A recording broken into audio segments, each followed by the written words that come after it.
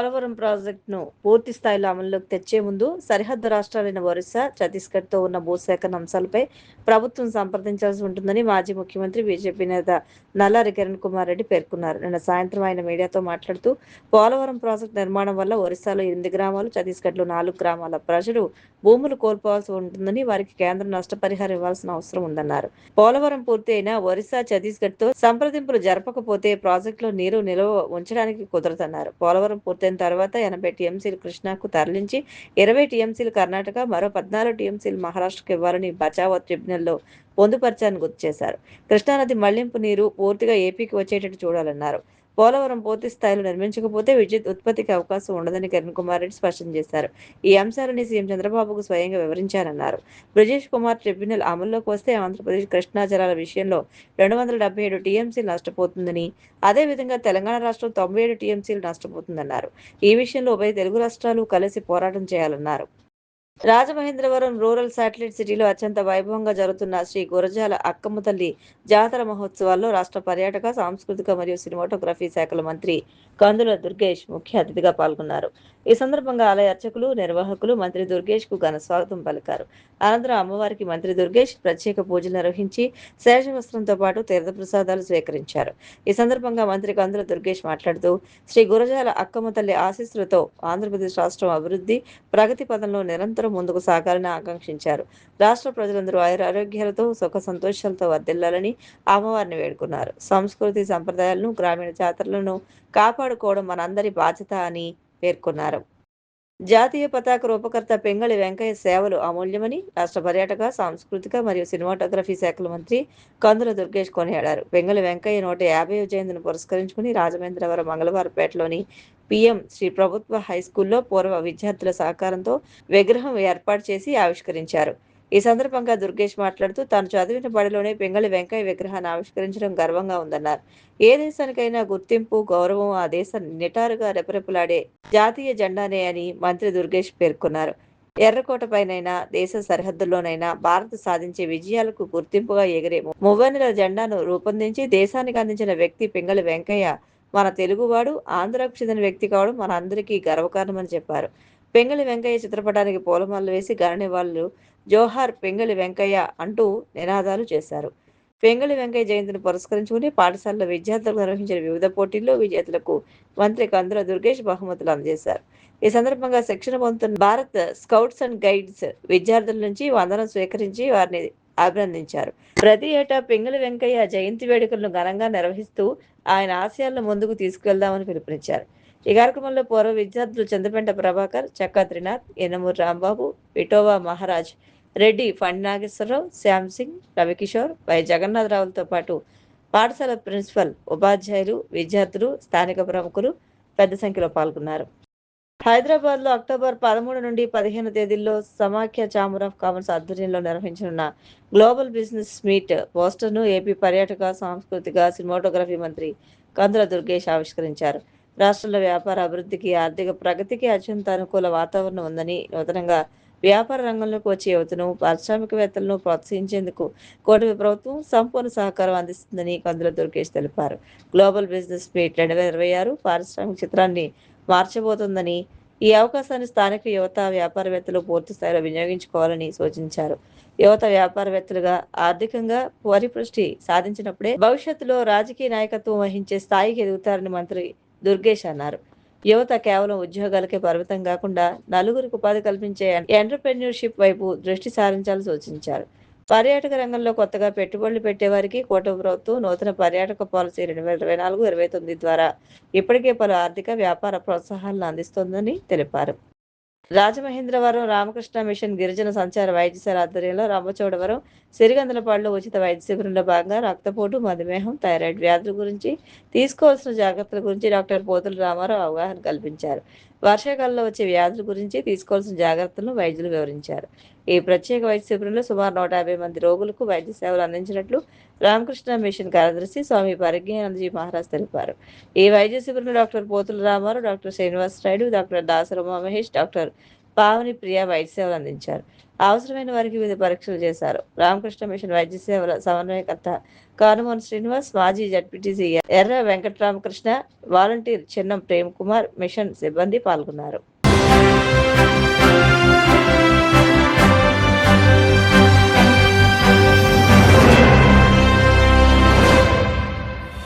నమస్కారం. CCC digital 230 news బులెటిన్కు స్వాగతం. ఈనాటి వార్తలకు ముందుగా ముఖ్యాంశాలు. రాష్ట్ర వ్యాప్తంగా తక్కువ ధరలకే బియ్యం విక్రయించే కార్యక్రమానికి శ్రీకారం. భీమవరం రైతు బజార్లో బియ్యం విక్రయాల కౌంటర్ను ప్రారంభించిన ఎమ్మెల్యే అంజిబాబు, కలెక్టర్ నాగరాణి.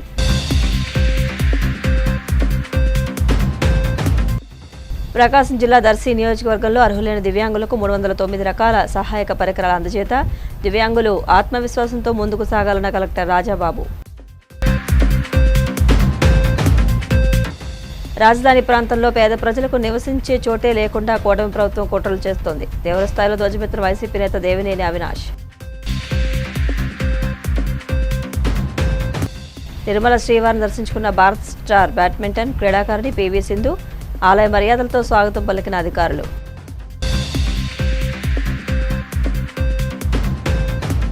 ఆంధ్రప్రదేశ్ ప్రభుత్వం సామాన్య ప్రజలకు ఉపశమనం కలిగిస్తూ రైతు బజార్లో రాష్ట్ర వ్యాప్తంగా తక్కువ ధరలకే బియ్యం విక్రయించే కార్యక్రమానికి శ్రీకారం చుట్టిందని రాష్ట్ర public accounts committee chairman MLA Pulaparthi Ramanjaneyulu, జిల్లా కలెక్టర్ చదలవాడ నాగరాణి అన్నారు. పశ్చిమ గోదావరి జిల్లా భీమవరం రైతు బజార్లో ఆదివారం తగ్గింపు ధరలకు బియ్యం విక్రయాలను కలెక్టర్ నాగరాణి, ఎమ్మెల్యే అంజిబాబు, జేసీ కల్పన స్టీల్ ప్రారంభించారు. ఈ సందర్భంగా వారు మాట్లాడుతూ బీపీటీ స్టీమ్ సూపర్ ఫైన్ బియ్యం కిలో 62 రూపాయలు ఉండగా రైతు బజార్లో 52 రూపాయలకు, బీపీటీ రా బియ్యం బయట 58 రూపాయలు ఉండగా రైతు బజార్లో 62 రూపాయలకు అందించడం జరుగుతుందని, ఒక్కో లబ్ధిదారునికి 10 కేజీల చొప్పున బియ్యం అందించడం జరుగుతుందన్నారు. 115 రైతు బజార్లోనూ 500 రైస్ మిల్లర్ల ప్రత్యేక పాయింట్లో ఉదయం 8 గంటల నుంచి సాయంత్రం 6 గంటలకు అందిస్తారని, ఈ అవకాశాన్ని అందరూ సద్వినియోగం చేసుకోవాలని కలెక్టర్ నాగరాణి, ఎమ్మెల్యే అంజిబాబు కోరారు. బహిరంగ మార్కెట్లో ధరల భారం నుంచి సామాన్య మధ్యతరగతి కుటుంబాలను ఆదుకోవడమే ప్రభుత్వ లక్ష్యమని అన్నారు. వివిధ కార్పొరేషన్ చైర్మన్లు, డైరెక్టర్లు, అధికారులు, కూటమి నాయకులు, కార్యకర్తలు పాల్గొన్నారు. ఒక్కొక్కరికి ఇవ్వడం జరుగుతుంది.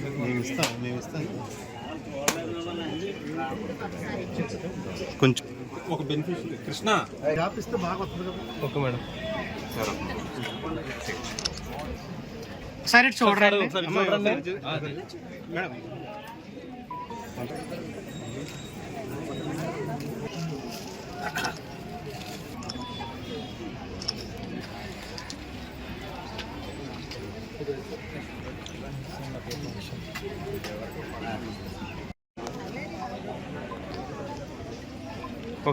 రాష్ట్ర ప్రభుత్వం ఎన్డీఏ కూటమి బియ్యం రేట్లు అధికంగా పెరిగిపోవడం వలన సామాన్యుడికి ఇబ్బంది అవుతుందని ఆలోచన చేసి రాష్ట్ర వ్యాప్తంగా రైతు బజార్లోను, రైస్ మిల్స్లోను కౌంటర్స్ పెట్టి స్టీమ్ బియ్యం కిలో 62 రూపాయలు ఉండే బియ్యాన్ని 52 రూపాయలకి ఇవ్వటం జరుగుతుంది. రా బియ్యం 58 రూపాయలు ఖరీదు బియ్యాన్ని 50 రూపాయలకి ఇవ్వటం జరుగుతుంది. రేషన్ కార్డు ఉన్నవారు అందరికీ ఒక్కొక్క కార్డుకి 10 కేజీలు చొప్పున ఇవ్వడం జరుగుతుంది.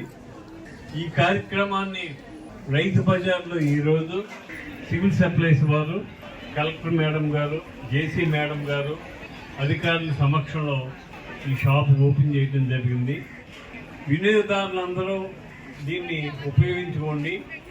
ఉదయం 8 గంటల నుంచి సాయంత్రం 6 గంటల వరకు ఈ షాప్ తెచ్చి ఉంటుంది. రేషన్ కార్డు ఉన్నవారు ప్రతి ఒక్కరూ అర్హులే. ఒక్కొక్క కార్డుకి 10 కేజీలు ఇస్తారు. అవి తీసుకుని మీరందరూ సుఖంగా ఉండాలనే ఆలోచనతో రాష్ట్ర ప్రభుత్వం చేసిన ఈ కార్యక్రమాన్ని మీరందరూ కూడా సద్వినియోగం చేసుకోండి. స్థానిక ఎమ్మెల్యే గారికి మరియు మన జాయింట్ కలెక్టర్ గారు, సివిల్ సప్లైస్ డిఎస్ఓ గారు, అధికారులకి నమస్కారం. ఇచ్చేసిన వినియోగదారులకి నా యొక్క హృదయపూర్వక నమస్కారాలు. ఈరోజు బహిరంగ మార్కెట్లో సన్న బియ్యం ధరలు ఎక్కువ అవుతున్నాయి, వినియోగదారులు ఇబ్బంది పడకూడదు అన్న ఉద్దేశంతో రాష్ట్ర వ్యాప్తంగా 300 రైతు బజార్సు, తర్వాత ఒక 500 రైస్ మిల్లర్స్ పాయింట్స్లో ఈ తక్కువ రేటుకి సన్న బియ్యం అందించాలన్న సంకల్పంతో ప్రభుత్వం ఇచ్చిన ఆదేశాల మేరకు మన జిల్లాలో 3 రైతు బజార్లు, 40 రైస్ మిల్లర్స్ పాయింట్స్లో ఈ కేంద్రాలు తక్కువ ధరలకి రైస్ అమ్మడానికి కేంద్రాలు పెట్టడం జరిగింది. వినియోగదారులు అందరూ కూడా ఈ విషయాన్ని గమనించి అక్కడ రైస్ వారికి కావాల్సిన అవసరం మేరకు తీసుకోవాల్సిందిగా కోరుతున్నాము. అయితే ఈ రేట్లు బీపీటీ స్టీమ్డ్ కేజీకి 52 రూపీస్, అలాగే రా బీపీటీ రైస్ కేజీ 50 రూపాయలుగా నిర్ణయించడం అయింది. దీనికి మించి ఎక్కడా కూడా ఎక్కువ అమ్మడానికి వీల్లేదు. వినియోగదారులు అందరూ కూడా గమనించి అంతవరకు చెల్లించి వారు రైస్ బియ్యాన్ని తీసుకెళ్లాల్సిందిగా కోరుతున్నాము. అలాగే ప్రతి కార్డుదారికి ఒక 10 కేజీల వరకు కూడా ఇవ్వడానికి అవకాశం ఉంది. ప్రొద్దుట నుంచి సాయంత్రం వరకు కూడా ఈ యొక్క కేంద్రాలు ఫంక్షనింగ్లో ఉంటాయి. ఈ వెంటనే కూడా సివిల్ సప్లైస్ వారికి మనం ఏదైతే ప్రామిస్ చేసామో ఈ 43 ప్లేసెస్లో, రైతు బజార్ 3 ప్లేసులు, మిగతా 40 ప్లేసెస్లో కూడా వెంటనే స్టార్ట్ చేసి ఇవి ప్రజలకి అందుబాటులోకి తీసుకురావాల్సిందిగా కోరుతున్నాం. అలాగే ప్రజలందరికీ విన్నపం ఏంటంటే ఎక్కడ కూడా దీనికంటే ఎక్కువ రేటు చెల్లించొద్దు. ఇది తీసుకుని మీరు వినియోగించుకోవాలి. ఈ కేంద్రాలని, ప్రత్యేక కేంద్రాలని వినియోగించుకోవాల్సిందిగా కోరుతున్నాం. దివ్యాంగులు ఆత్మవిశ్వాసంతో ముందుకు సాగాలని ప్రభుత్వం అన్ని విధాల అండగా ఉంటుందని ప్రకాశం జిల్లా కలెక్టర్ పి రాజాబాబు అన్నారు. జిల్లాలో శాశ్వత ప్రాతిపదికన దివ్యాంగ అభ్యర్థుల ఉద్యోగాలు భర్తీ చేస్తామని హామీ ఇచ్చారు. దర్శి నియోజకవర్గంలో అలింకో సేవా సంస్థ ఏడీఐపీ పథకం ద్వారా అర్హులైన దివ్యాంగులకు బ్యాటరీ సైకిళ్లు, యాన్యువల్ ట్రైసైకిళ్లు, వీల్ చైర్లు, వెనికిడి యంత్రాలు, చేతికారులు ఉచితంగా పంపిణీ చేశారు. దర్శి మార్కెట్ యార్డులో జరిగిన ఈ కార్యక్రమంలో మొత్తం 309 సహాయక పరికరాలు అందజేశారు. ఈ కార్యక్రమంలో ఎంపీ మాగుంట శ్రీనివాసులరెడ్డి, టీడీపీ దర్శి నియోజకవర్గ ఇన్ఛార్జ్ గొట్టిపాటి లక్ష్మి, దివ్యాంగుల సంక్షేమ కార్పొరేషన్ చైర్మన్ గడిపూటి నారాయణస్వామి, అలింకో ప్రతినిధులు పాల్గొన్నారు. అనేది మనకి అఫీషియల్ నామినిక్లేచర్. నాలెడ్జ్ ఉంది, విజయం ఉంది, చేయగలిగే ఆలోచన ఉంది, కానీ అతను మూవ్మెంట్ అవ్వలేడు కాబట్టి దానికి ఒక ట్రైసైకిల్ లాంటిది ఒకటి ఇవ్వగలిగితే దెన్ ఆటోమేటిక్గా తన ఎఫిషియన్సీ కూడా మనకి సొసైటీకి ఉపయోగపడుతుంది. దట్ మీన్స్ ఎబిలిటీ ఉన్నప్పటికీ కూడా యూజ్ చేసుకుని దానికి ఒక అసిస్టెన్స్ ఇచ్చేలాగా, హెల్ప్ ఇచ్చేలాగా అన్నటువంటిది ఈ ఎయిడ్స్ అన్ని కూడా మనకి ఇవ్వడం అనేది జరుగుతుంది. ఇందులో గవర్నమెంట్ చాలా ప్రోయాక్టివ్ రోల్ ప్లే చేస్తూ వీళ్ళ పట్ల అటు పెన్షన్ ఇవ్వడంలోనైతేనేమి, ఇటువంటి ఇంప్లిమెంట్స్ ఇవ్వడంలోనైతేనేమి ముందున్నది. అదేవిధంగా మనందరికీ తెలుసు అలింకో అనేది చాలా బిగినింగ్ నుంచి గవర్నమెంట్ ఆఫ్ ఇండియా సపోర్ట్స్తో ఈ ఆల్ ఇంప్లిమెంట్స్ అన్ని కూడా ఈ అలింకో తయారు చేస్తుంది. ఓన్ ఫండ్స్, తర్వాత ఏంటంటే స్టేట్ గవర్నమెంట్ ఇచ్చేటువంటి సపోర్టు, ఈ రెండు కలిపి జనరల్గా చేస్తారు. అయితే ఇక్కడ మనం అప్రిషియేట్ చేయవలసిన ఇష్యూ ఏంటంటే గౌరవ ఎంపీ గారు ఎప్పుడు కూడా చాలా చాలా ప్రొయాక్టివ్గా ఉండేటువంటి ఒక పర్సన్ ఆయన. సో ఏదైనా సరే చాలా పాజిటివ్గా ముందుకు వెళ్దాము అనే టైపు ఆలోచన ఉన్నటువంటి పర్సన్ ఆయన. సో నేను యాజ్ ఏ కలెక్టర్గా చాలాసార్లు వచ్చిన కాడి నుంచి కూడా నేను అబ్జర్వ్ చేస్తున్నాను ఎంపీ గారు హౌ ఈజ్ సో ప్రొయాక్టివ్. మన జిల్లాకి మొత్తం అంతా అసలు ఎక్కడి నుంచి స్టార్ట్ చేయాలి, దీన్ని ఎట్లాగా అభివృద్ధి చేయాలి అని అంటే ఏదైనా ఒక ఏజెన్సీని పెట్టి, ఒక కన్సల్టెన్సీని పెట్టి చేస్తే బాగుంటుందని అంటే ఎంపీ గారు ముందుకొచ్చి వాళ్ళు సుమారు 35 లక్షల వరకు కూడా వాళ్ళు ఛార్జ్ చేస్తే అది నేనే ఇస్తానని చెప్పేసి కాంప్రహెన్సివ్గా మొత్తం జిల్లా అంతా కూడా వారు ఇప్పుడు స్టడీ చేస్తున్నారు.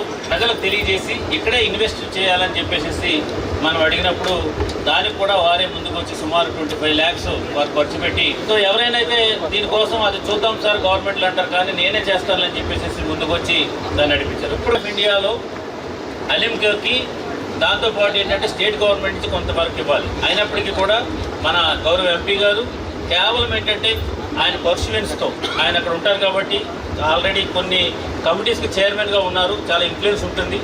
సో వారే స్వయంగా వెళ్ళి అలింకోలో అక్కడ ఉన్నటువంటి సోషల్ జస్టిస్ మినిస్టర్ రిక్వెస్ట్ చేసి దెన్ అది గవర్నమెంట్ ఆఫ్ ఇండియా ఫండ్తోనే ఎవరు స్టేట్ గవర్నమెంట్ ఏమీ లేకపోకుండా స్టేట్ గవర్నమెంట్ యొక్క ఇచ్చినటువంటి దాన్ని మళ్ళీ వేరే దానికి ఉపయోగించుకోవచ్చు అని చెప్పేసి పూర్తి గవర్నమెంట్ ఆఫ్ ఇండియా ఫండ్స్తోనే ఇదంతా కూడా తీసుకురావడానికి కేవలం మన ఎంపీ గారు చేసినటువంటి చొరవ వల్లే ఈరోజు సుమారు 345 వరకు కూడా ఇంప్లిమెంట్స్ అన్ని కూడా రావడం అనేది జరిగింది. దాదాపు 400 మంది కూడా ఈ కార్యక్రమంలో పార్టిసిపేట్ చేస్తే 309 మంది ఎలిజిబుల్ అయ్యారు. ఆ ఎలిజిబిలిటీలో కూడా చూసుకున్నప్పుడు ట్రైసైకిల్ ఎలిజిబిలిటీ అంటేనే 145 మంది రావటం అనేది మన జిల్లాలో ఎక్కడా కూడా అటువంటి సంఖ్య లేదు. 145 మంది ట్రైసైకిల్కి అర్హత రావటం అనేది బ్యాటరీ ఆపరేటెడ్ సంతోషంగా. ఎందుకంటే మనం ఇటువంటి వాళ్ళని కూడా ఇంకా కూడా పూర్తిగా కూడా ఎంకరేజ్ చేస్తే ఇప్పుడే కలెక్టర్ గారు చెప్పినట్టుగా కూడా మరొకసారి మనం క్యాంప్ పెట్టినప్పుడు ఇంకా అన్ని ప్రాంతాల్లో రాని వారందరికీ కూడా ఇవన్నీ చూసి ఎంతో ఆనందంగా మనం కూడా వచ్చి ఇటువంటి వసతి కూడా మనం తీసుకెళ్లాలనే ఆలోచన రావటం అనేది కూడా ముఖ్యం. అది డిఫరెంట్లీ ఏబుల్డ్ పీపుల్ అనేది ప్రత్యేకంగా కూడా వారి అధికారం రాకముందే మేనిఫెస్టోలో పెట్టారు. వారికి అందరికీ కూడా ఇచ్చే పెన్షన్ అనేది 6,000 రూపాయలు, 10,000 రూపాయలు ఆ విధంగా కూడా పెంచి ఇబ్బందుల్లో ఉన్న వారందరినీ కూడా ఆదుకోవాలనే ఉద్దేశంతోనే గవర్నమెంట్ వచ్చిన తర్వాత దానిని ఆచరణలో తీసుకురావటం చూసాం. ఇప్పుడే ఈరోజు పెన్షన్ కార్యక్రమాల్లో కూడా కొంతమంది దివ్యాంగులకు కూడా మనం పెన్షన్ ఇవ్వటం కూడా ఆనందంగా చూసాం. కలెక్టర్ గారు, లక్ష్మి గారు అందరూ కూడా. ఎందుకంటే వారికి డిఫరెంట్లీ ఏబుల్డ్ అనేది రావటం అనేది ఆ భగవంతుడు ఎటువంటి లోపం లేదు, అయినా కూడా అన్ని అవయవాలు అనేది కూడా పూర్తిగా పని చేసేందుకు కొరకు అవకాశం ఇచ్చేదాని కొరకే ఇటువంటి మామూలుగా ఈ సైకిళ్ళు ఇటువంటి కూడా ప్రోత్సాహం ఇవ్వటం. ఎందుకంటే వారు మొబిలిటీ కావాలి. వారు ఏంటంటే ఎక్కడ ఒక స్థలంలోనే కూర్చొని మనం ఏం చేయలేకపోతున్నాం అనేది ఎప్పుడు కూడా బాధపడకుండా కూడా వారు మేము కూడా ప్రతి ఒక్కరితో కూడా సమానంగా కూడా మామూలుగా ముందుకెళ్ళి మన కార్యక్రమాలు చేసుకోగలుగుతాం అనే మనోధైర్యం కొరకే ఈ విధంగా కూడా మనం ఈ క్యాంపులు కూడా నిర్వహించి తీసుకురావడం అనేది చూసాం. కేంద్ర మంత్రివర్యులు వీరేంద్ర కుమార్ గారిని చాలా సీనియర్ వ్యక్తి. ఆయన 8 పర్యాలు గెలుచున్నాం. నేను 5 అయితే ఆయన 2 సార్లు గెలిచారు. ఆయన అటువంటి వ్యక్తి మహా వ్యక్తి పాపం, చాలా మంచివాడు. అమరావతి రాజధాని ప్రాంతంలో పేద ప్రజలకు నివసించే చోటే లేకుండా కూటమి ప్రభుత్వం కుట్రలు చేస్తోందని వైసీపీ ఎన్టీఆర్ జిల్లా అధ్యక్షులు దేవినేని అవినాష్ తీవ్రస్థాయిలో ధ్వజమెత్తారు. అమరావతి రాజధాని ప్రాంతంలో పేదలకు కనీసం ఒక్క ఇంటి స్థలం కూడా కేటాయించలేదని, కేంద్ర ప్రభుత్వానికి కనీసం ప్రతిపాదనలు కూడా పంపలేదని పార్లమెంట్ సాక్షిగా వాస్తవాలు వెల్లడయ్యాయని విమర్శించారు. గత వైసీపీ ప్రభుత్వం 51,000 మంది పేద మహిళల పేరిట 1,400 ఎకరాల్లో ఇంటి స్థలాల రిజిస్ట్రేషన్లు చేయిస్తే కూటమి ప్రభుత్వం రాగానే ఆ ఇళ్లను స్థలాలను రద్దు చేసి పేదల కళ్లల్లో నీళ్లు తెప్పించారని మండిపడ్డారు. అమరావతిని కేవలం రియల్ ఎస్టేట్ వ్యాపారులకు, స్వంత మనుషులకు, బెనామీలకు మాత్రమే పరిమితం చేస్తున్నారని దేవినేని అవినాష్ ధ్వజమెత్తారు. ప్రతిపాదనకు అందరిగా ప్రతి ఒక్కరిగా మద్దతు తెలిపారు. ప్రజల నుంచి మద్దతు వస్తుంది. ఒక మంచి ఆలోచన జగన్మోహన్ రెడ్డి గారు చేశారు అనే భావనలో వచ్చేసరికి మొన్న 28వ తారీఖున సమీక్షా సమావేశంలో చంద్రబాబు గారు మాట్లాడుతూ అమరావతి అంటే 29 గ్రామాలు కాదు, విజయవాడ, గుంటూరు గారు అమరావతిలో భాగమే అని చెప్పని చంద్రబాబు గారు చెప్పారు. అంటే మా జగన్మోహన్ రెడ్డి గారు చెప్పిన మావిగన్ ప్రతిపాదన ఏదైతే ఉందో దాన్ని ఈరోజు చంద్రబాబు గారు ఈ కూటమి ప్రభుత్వం అంగీకరించిందని చెప్పిన విషయం ప్రజలందరూ గారు తెలుసుకోవాలి. అదే కదా వాస్తవం. ఎక్కడో దూరంగా ప్రజానికానికి దూరంగా ఉండే ప్రాంతంగా కాకుండా ప్రజానికం నివసిస్తున్న ప్రాంతంలో, ప్రజానికానికి ప్రతిదీ ఒకటి అందుబాటులో ఉన్న ప్రాంతంలో, ఈ ప్రాంతంలో కనుక డెవలప్మెంట్ జరిగితే రాజధాని ప్రాంతం ఎంతో బాగా ముందుకెళ్తుందని చెప్పని ఏదైతే జగన్మోహన్ రెడ్డి గారు చెప్పిన ప్రతిపాదన, ఇంటిగ్రేటెడ్ అర్బన్ కారిడార్ ప్రతిపాదనని ఈరోజు వాళ్ళందరూ గారు ఒప్పుకున్నారు. కానీ ఏ రోజైతే మా జగన్మోహన్ రెడ్డి గారు చెప్పారో తర్వాత వెటకారంగా హేళన చేస్తూ పేర్ల గురించి వెటకారంగా మాట్లాడారు కదా. మళ్ళీ చివరికి వచ్చేసరికి మేము చెప్పిందే వాస్తవం అని చెప్పని ఈరోజు కూటమి ప్రభుత్వం మళ్ళీ చెప్పటం ఒక్కసారి వాళ్ళ అవగాహన వాళ్ళందరూ గారు ఆలోచించుకోవాలి. జగన్మోహన్ రెడ్డి గారు ఏ విధంగా ప్రజానికానికి, రాష్ట్ర ప్రజానికానికి మంచి ఏ విధంగా చెప్తారో ఈ రోజు కన్నా చంద్రబాబు నాయుడు గారు అందరూ గారు ఆలోచించాలి, తెలుసుకోవాలి.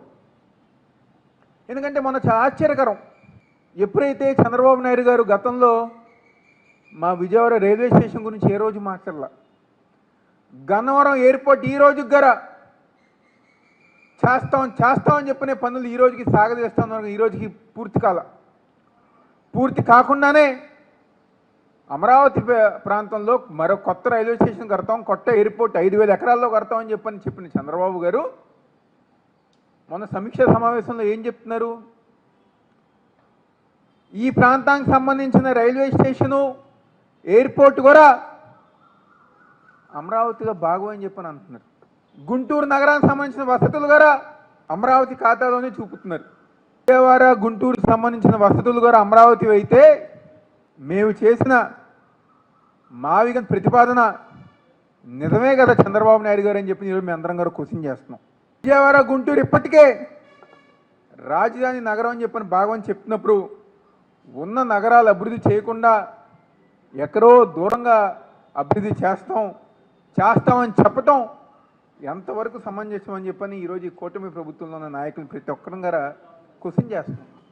దేని మీద గారు క్లారిటీ లేదు, అభివృద్ధి చేస్తాం విషయంలో క్లారిటీ లేదు, విజయవాడ గుంటూరు ప్రాంతాలను అభివృద్ధి ముందుకు తీసుకెళ్తాం విషయంలో క్లారిటీ లేదు. కేవలం అపోహలు, గందరగోళం చేసే కార్యక్రమం ఈరోజు ఈ కూటమి ప్రభుత్వం చేస్తాను.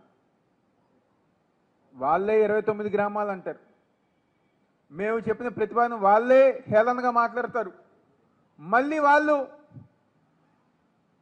విజయవాడ గుంటూరు అన్నీ కలిసే అమరావతి ప్రాంతం అని చెప్పని అంటారు. ఎప్పటికైనా ప్రజానికానికి వాస్తవం చెప్పాలి అని చెప్పని ఈరోజు చంద్రబాబు నాయుడు గారిని కూటమి ప్రభుత్వం మేము అందరం గారు డిమాండ్ చేస్తున్నాం. అదే రకంగా చంద్రబాబు గారు కొత్త మాట మాట్లాడతారు, అమరావతి అంటే సెల్ఫ్ ఫైనాన్స్ అని చెప్పని ప్రచారం చేస్తారు. అంటే ఏంటి దాని అర్థం? భూమి ధరలు పెరిగితే దాని మీద అది విక్రయించి అప్పులు తీరుస్తామని చెప్పని అంటారు.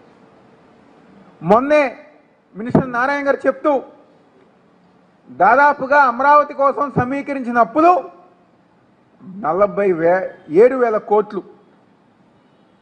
అదేవిధంగా మొన్న ఇన్స్టాల్మెంటు దాదాపుగా 231 కోట్లు కట్టారు. ఎక్కడి నుంచి కట్టారు? ఇవన్నీ భూమిని అమ్మారా? రాష్ట్ర ప్రజానికం ఖజానా నుంచే కదా అమ్మింది. ఎప్పుడు పెరుగుతాయో, ఎప్పుడు అమ్ముతారో, ఎప్పుడు అప్పులు తీరుస్తారో తెలియని విధంగా మీరు ముందుకెళ్తే ఈ భారం అంతా గారు ఎవరు మోస్తారు? ఈ రాష్ట్ర ప్రజానికం బాధ్యతగా రాష్ట్ర ప్రజానికం మీద తోసే కార్యక్రమం మీరు చేయట్లేదా? పేదలు ఉండకూడదంట, పేద ప్రజానికం ఉండకూడదంట, వాళ్ళు నివాసం ఇక్కడ ఏర్పాటు చేసుకోకూడదంట. గతంలో జగన్మోహన్ రెడ్డి గారి ఒక నాయకత్వంలో అమరావతి ప్రాంతంలో కూడా దాదాపుగా 51,000 మంది మహిళలకి వాళ్ళ పేరు మీద ఇల్లు, స్థలాలు రిజిస్ట్రేషన్ చేసిన జరిగింది. మా విజయవాడ ప్రాంతంలోనే మా తూర్పు నియోజకవర్గంలో దాదాపుగా 8 నుంచి 9,000 మంది మహిళలకు ఇచ్చారు. పక్కనే ఉన్న సెంట్రల్ నియోజకవర్గం కానివ్వండి, వెస్ట్ నియోజకవర్గం కానివ్వండి, వాళ్ళకి గారు సుమారుగా ప్రతి నియోజకవర్గంలో 9,000 నుంచి 10,000 మంది మహిళలకి సొంత ఇంటి కళ సాకారం చేసే విధంగా జగన్మోహన్ రెడ్డి గారు ఆ ప్రాంతంలో సుమారు 130కి పైగా ఉన్న బీసీ కులాలను దగ్గరకు తీసి 56 కార్పొరేషన్లు ఏర్పాటు చేసి ప్రతి కార్పొరేషన్కు ఒక చైర్మన్ను 10 నుండి 12 మంది డైరెక్టర్లను నియమించిన గొప్ప నాయకుడు జగన్ అని వైసీపీ ఎమ్మెల్సీ రమేష్ యాదవ్ అన్నారు. తాడేపల్లి పార్టీ కేంద్ర కార్యాలయంలో జరిగిన నాయి బ్రాహ్మణుల సమావేశంలో ఆయన మాట్లాడారు. కూటమి ప్రభుత్వం కార్పొరేషన్లు నామమాత్రంగా పెట్టి నిధులు ఇవ్వకపోగా జగన్ మాత్రం ఒకే సంతకంతో 56 కార్పొరేషన్ చైర్మన్లకు, ఎందరో కార్యకర్తలకు పదవులు ఇచ్చి అగ్రతాంబూలం అందించారన్నారు. గతంలో 40 ఏళ్ల ఇండస్ట్రీ అని చెప్పుకునేవారు బీసీల వెన్నెముక విరిస్తే 2019-24 మధ్య జగన్ బీసీలు రాజ్యాధికారంలో కూర్చోబెట్టి వెన్నుదన్నుగా నిలిచారని అన్నారు. ఏకైక నాయకుడు ఎవరైనా ఉన్నారంటే అది మన వైఎస్ జగన్మోహన్ రెడ్డి గారు. ఇది అందరికీ తెలిసింది. సుమారుగా 130 చిల్లర కులాలన్నీ దగ్గర తీసుకొచ్చి ఒక 56 కార్పొరేషన్లుగా తయారు చేసి ప్రతి కార్పొరేషన్కు ఒక చైర్మన్ నియమించి ఆ కార్పొరేషన్కు మళ్ళీ సుమారుగా ఒక 10 నుంచి 12 మంది డైరెక్టర్లకు నియమించి ఒక అగ్రతాంబూలం ఇచ్చిన నాయకుడు మన నాయకుడు వైఎస్ జగన్మోహన్ రెడ్డి గారు. ఇదే కూటమి ప్రభుత్వం ఈ కార్పొరేషన్ ఏం నిధులు ఇచ్చారని చెప్పారు. కనీసం మా నాయకుడు ఒకే ఒక సంతకంతో 56 కార్పొరేషన్ చైర్మన్లు అందరినీ నియమించి కష్టపడిన ప్రతి ఒక్కరికి పదవులు ఇస్తే ఈరోజు నువ్వు ఉండే కార్పొరేషన్లు చైర్మన్లు కూడా నియమించిన పరిస్థితిలో ఈ కూటమి ప్రభుత్వం ఉంది. అంటే ఈ కూటమి ప్రభుత్వము బీసీలకు ఎంత వెన్నుపోటు పొరుస్తుందని మీరు ఒక్కసారి గమనించాల్సిన అవసరం ఉంది. తిరుమల తిరుపతి దేవస్థానంలో ఒక బోర్డు మెంబర్గా కూర్చోవాలి అంటే కొన్ని కోట్లు ఖర్చు పెడితే కానీ నారా చంద్రబాబు నాయుడు గారి హయాంలో దొరకదు. అదే కష్టపడి పనిచేసి అందులో ముఖ్యంగా బీసీలకు పెద్దపీట వేయాలన్న నాయకుడు మన నాయకుడు.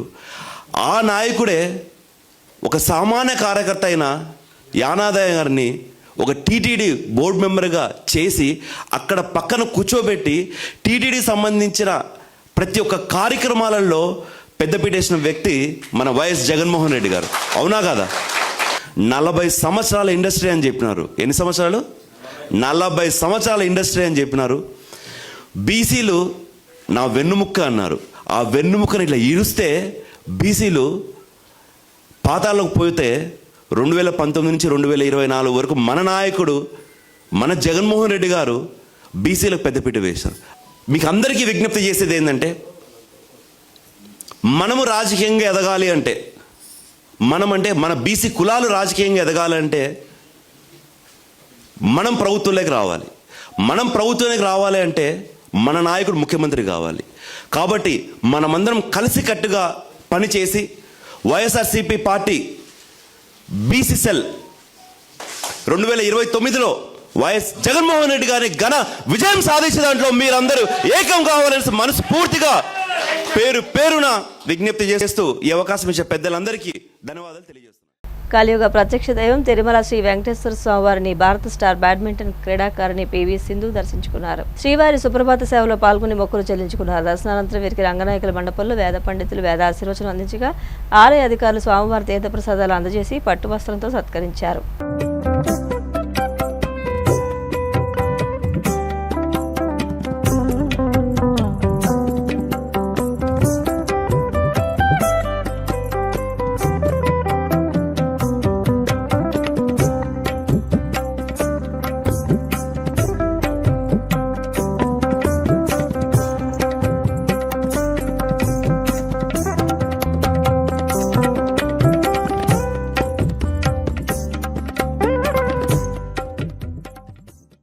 వార్తలు ముగించే ముందు ముఖ్యాంశాలు మరొకసారి.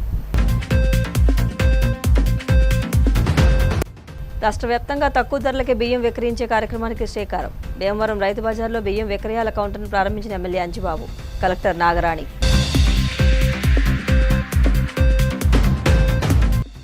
ప్రకాశం జిల్లా దర్శి నియోజకవర్గంలో అర్హులైన దివ్యాంగులకు 309 రకాల సహాయక పరికరాల అందజేత. దివ్యాంగులు ఆత్మవిశ్వాసంతో ముందుకు సాగాలన్న కలెక్టర్ రాజాబాబు. రాజధాని ప్రాంతంలో పేద ప్రజలకు నివసించే చోటే లేకుండా కూటమి ప్రభుత్వం కుట్రలు చేస్తోంది. తీవ్రస్థాయిలో ధ్వజమెత్తిన వైసీపీ నేత దేవినేని అవినాష్. తిరుమల శ్రీవారిని దర్శించుకున్న భారత్ స్టార్ బ్యాడ్మింటన్ క్రీడాకారిణి పివి సింధు. ఆలయ మర్యాదలతో స్వాగతం పలికిన అధికారులు.